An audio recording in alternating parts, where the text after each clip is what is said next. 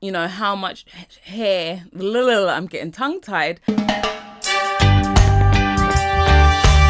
Hello, it's Laifa. How are you? So I'm here to talk about shedding, breakage, and general hair loss. I think that most of you that watch my videos are pretty knowledgeable on this subject, but I feel like maybe not everybody is aware. Shedding is completely natural. Your hair has to shed in order for new hair to grow. That is the nature of hair. And I feel like people get this misconception that they need to have less to almost no hair shedding. Now, if you're getting no hair shedding, then we have a problem. On a daily basis, we can shed from 150 to 200 hairs a day. Some people might shed less and some people might shed slightly more, but that's an average of how much hair you shed a day. And I feel that we shouldn't compare the amount of hairs that we shed. Like, for example, if you've got 4C hair and I've got 4C hair, we've both got the same texture, maybe we've both got the same sort of length of hair, and you know, it seems that I'm shedding more or you're shedding, or I'm shedding less hair than you.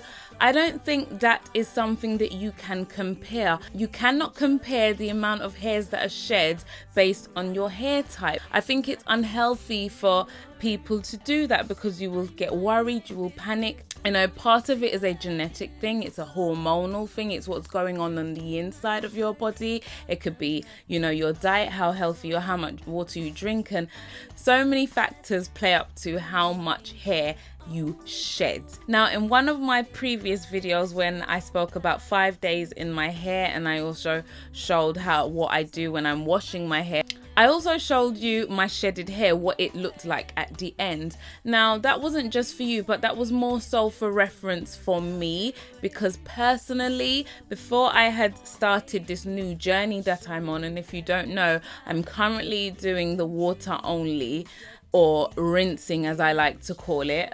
I showed that because that is like quarter of the amount of hair that I used to shed.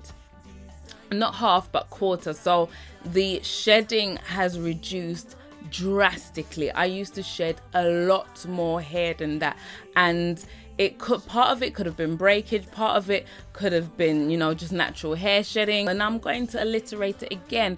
We shed on average 150 to 200 hairs a day on a daily basis, and regardless of how much you try to, you know, reduce your manipulation or whatever, when it comes to wash day or whatever, that hair will come out.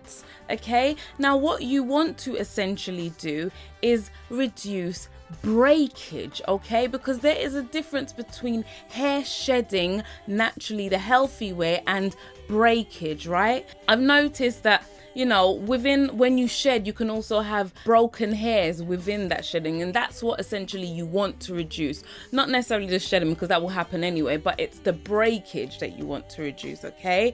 And before, when I was shedding lots of hair, I wasn't ever concerned because I still seemed to have a lot of hair on my head. It still seemed to be the only time I would really notice, okay, there's a problem, is around my edges and my temples, which are extremely sensitive. When I have shedding and then I start noticing, oh, my hair's going around there, or it's going there, or at the back of my head, then I know, okay, it's not just shedding, it's breakage. My hair is breaking and I need to do something about it quickly. And there are easier ways of doing it rather than just examining over a period of time.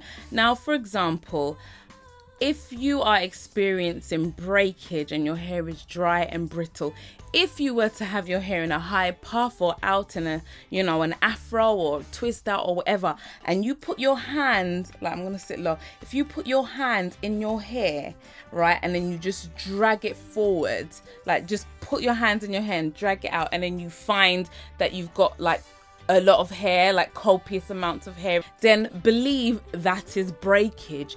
Another way to tell the difference between shedding and breakage is look at the length of your hair, right? And if you have long pieces of hair that comes out of your head when you're washing or whatever, that is shedding. That's the full strand of your hair. That is shedding. Now, if you have shorter pieces and really short pieces, that is breakage, because it's not coming out from the root. It's being snapped off from the ends or from the middle or whatever. So you need to compare the length. So when you're examining the hair that comes out of your hair, you need to compare and see, okay, I've got if they're long pieces, then that's fine. That is just shedding. But if there are short pieces and a lot of short pieces and your hair is not short, believe that is breakage. That is the easiest way for me personally to tell the difference. Now, I don't finger detangle. I don't have the patience to do that. I like to use combs. I like to use brushes. And I know that these tools can be harmful to your hair. So you will get a bit of breakage along with the shedding. So hence why you would want to reduce your shedding, because you essentially want to reduce the breakage, the short parts.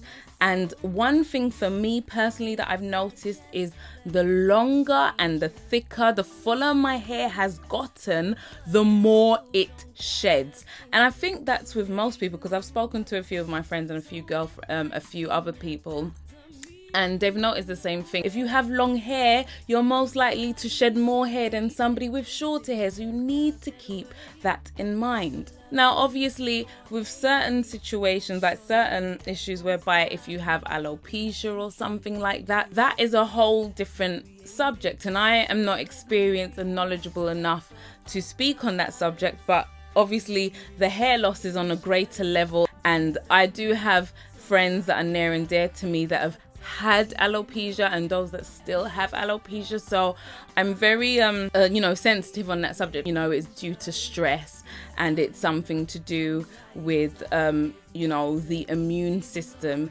attacking you. So it's an internal thing. But I cannot give my knowledge on that, but because that is a form of shedding as well, I just thought I would add that to it. So if you find that you're experiencing a lot more shedding where it's causing balding, bald patches, or it's on a different level, then, and you haven't seen your doctor, your GP, whatever, then maybe you need to do that because you're shedding at an extreme level. So many factors to it, and there's no cure for it, So, but I know that there are people that come away and they live their life alopecia free after years of battling through it. So I hope that, I've made myself sort of clear. Your hair will shed without your permission, without your control. It is a natural thing. It is nature taking its course. If it's shedding too much in excess, because only you can judge your shedding. You know your hair more than anybody else. I wouldn't recommend that you compare your shedded hair to somebody else's, because you don't know what they're going through. You might not necessarily know their routine. Another thing to watch out for when it comes to shedding: if you wear your hair in protective styles over a certain period of time, be it 2 weeks, 3 weeks, 4 weeks, 2 months, whatever, when you take out your hair to wash it and redo it, you will have an excessive amount of shedding, more than usual. Now, this again is nothing to be afraid of. Like, if you're somebody like me, sometimes I could have a protective style in my hair, like especially if it's weaves, or braids, I could have it in for a month. By the time I take it out, I know that I'm going to have a lot of hair loss, and that's just due to all the buildup of hair that had needed to go. It needed to go, okay? But along with that, I am also aware that I may experience breakage, because even though it's a protective style, depending on how you've braided your hair, because of the tugging, you need to think about that as well when you're actually installing these styles, so that you can reduce breakage. Because more likely than not, and I found it with myself, even though a protective style has helped my hair to grow because I'm not doing anything to it, I've also had breakage within that. And I just have to be prepared that when I take it out, it's like damage control. But I just want to be clear on the differences between breakage and shedding. If you have any more questions or comments on this subject, or things that you would like to add or advise, I'm sure there are things that I've missed out on, but at this moment it's too late in the day to even try and think straight. Until my next video, think smart, work hard, make it happen. Bye.